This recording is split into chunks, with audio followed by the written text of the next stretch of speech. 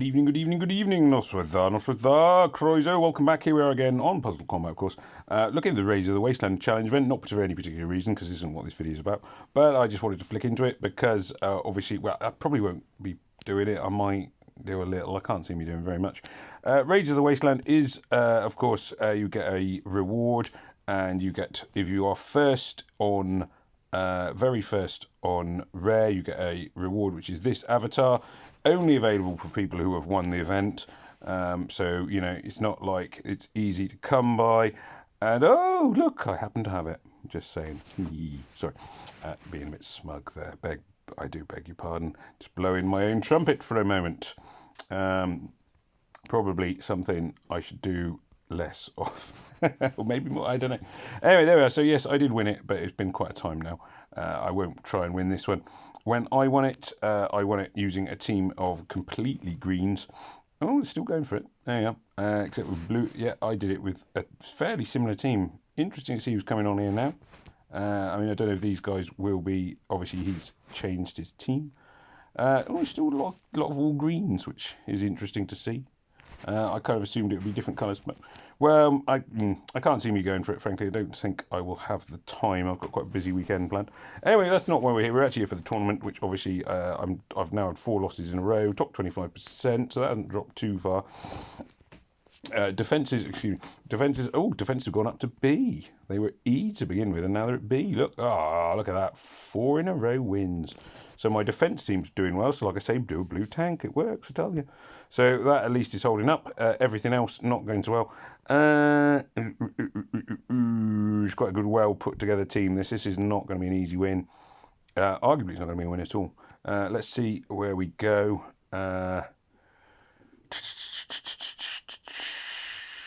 This is my sort of thoughtful noise of not having a clue what to do. Yeah, I was in the comments of, obviously, my last video got very political, very politically charged. And some Nixter, hello Nixter, point out that everything has been rubbish since the 90s. And I do largely agree.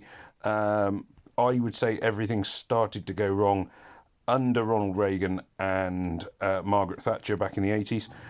It was one of those things where there were short-term benefits to their policies, but long-term they set up both countries to be taken over by the very, very rich. And that is what's happened. They created a system wherein the rich could buy the politicians, and so they did.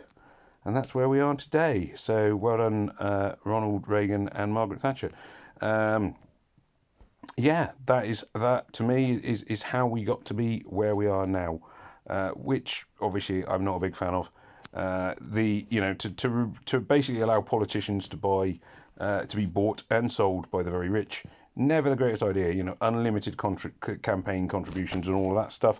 They also removed an awful lot of the rules that stopped media from being vastly biased. So that's how you ended up with all the massively right-wing media conglomerates owned by Australian billionaires that tell us all how we should be living our lives and basically have huge amounts of influence on our society generally. Now, I mean, the counter to that, of course, is that in the 70s the unions were too powerful, and I do agree with that, which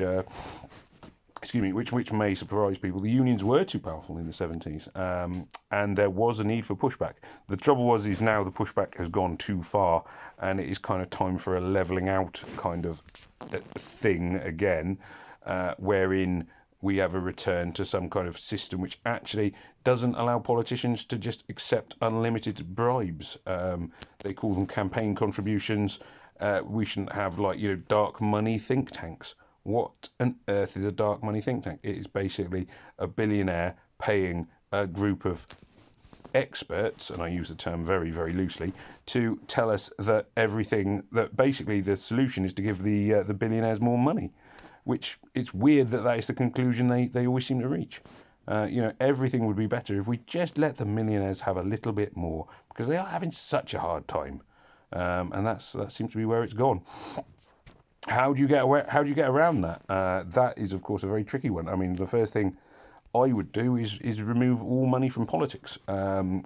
Literally, I mean, it would be a very, very, very, very hard thing to do. it would require an insane level of commitment. And it would not be easy at all. I mean, it's very easy to say take money out of politics, but campaign contributions, everything like that, it would all have to be massively heavily scrutinised.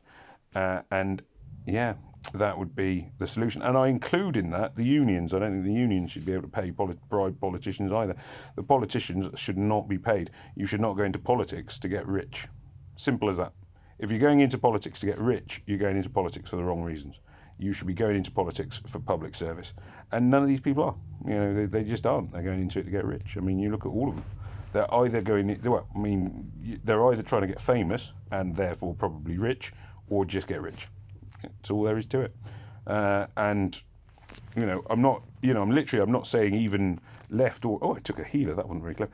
I'm not even saying left or right. I'm saying both sides. Both sides. Labour and Conservatives in the UK, Republicans and Democrats in the US. They're not that different. They're basically, they're all bought and sold by people by the very, very, very, very rich. And the media supports them because the media are bought and sold by the same people, which is why nobody trusts the news anymore. This is why people don't. When BBC tried to ban Gary Lineker for saying something which is objectively true, then people go, well, why would we believe the media? It just doesn't make any sense. And there we are. This is the world we've ended up with. Anyway, there we are. So I'll come down off my soapbox because I'm getting distracted. I obviously, I am quite angry about it. Anyway, oh no, I said I was coming off my soapbox, didn't I? And then failed to do so miserably. Let's focus back in on the raid here. So this one's going okay. I think this team, I can't remember who their tank was now. It must have been a purple tank, me and the yellows have taken.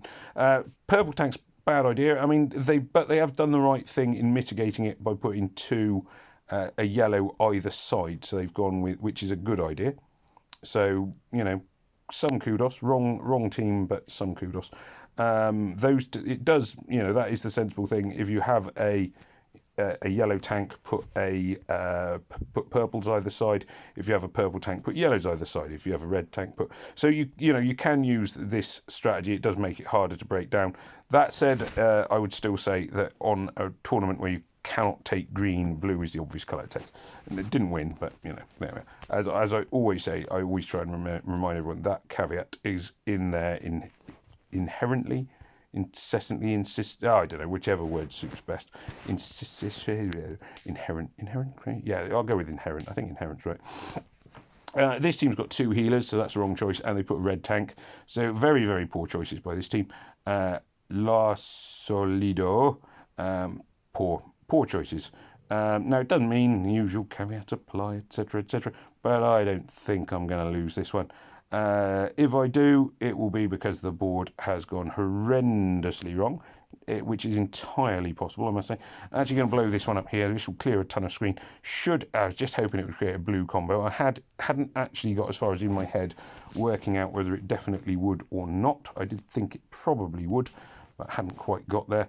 And this will then trigger another combo. There is a purple 5 in a row at the top and also triggers off a blue. And then they go like that, a little cascade, not an amazing cascade, but a little cascade.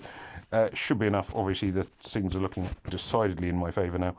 And there we are, cleared another space. Boom, boom, boom. And tile damage not required. Hooray! So there we are. That was a good one. And 10% now. Okay, this team's gone for the right colour of tank. And this team's very well put together, actually. Yeah, well done, Mario. Not going to be an easy win, no matter what I do. I am going to go all in yellows. This is a risky strategy, but this is going to be a tough team to break down. They've got a strong tank in the centre. 20% chance to reduce the charge. Yeah, that could be annoying. Tory, not one I really know very well. 2 counter-attackers, going to be tough. It's not going to be an easy one. If I win it, it will be down to the boards. If I lose it, it will be down to the defence team put together by Mario, because it is a well put together defence. I am going to actually target this fella here, Flint. I'm going to target Flint. I'm going to hold off on using 8-bit for a turn. Now, you may be thinking, why are you doing that? And the main reason is I want some yellow tiles available. They are now available because if I'd done it last turn, there weren't any yellow tiles hit anyone.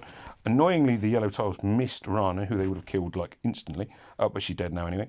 So this is one where I've got to be honest. This is the board has saved me here.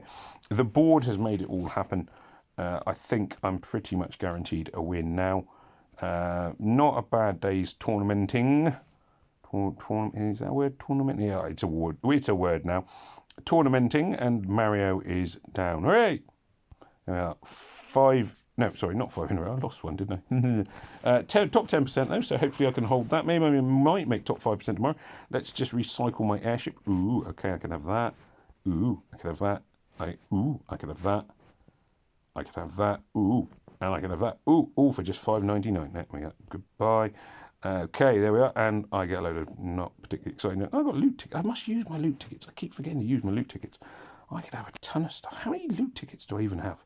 Does anyone want to have a guess? Let's go and check my inventory. How many loot tickets do I have? Inventory. Loot tickets. General, I think they're under. Loot tickets. 259. Ooh. they've piled up a little. Right, okay, so I could probably use some. In fact, I could gain so much experience just using them. I could like jump to level like 70.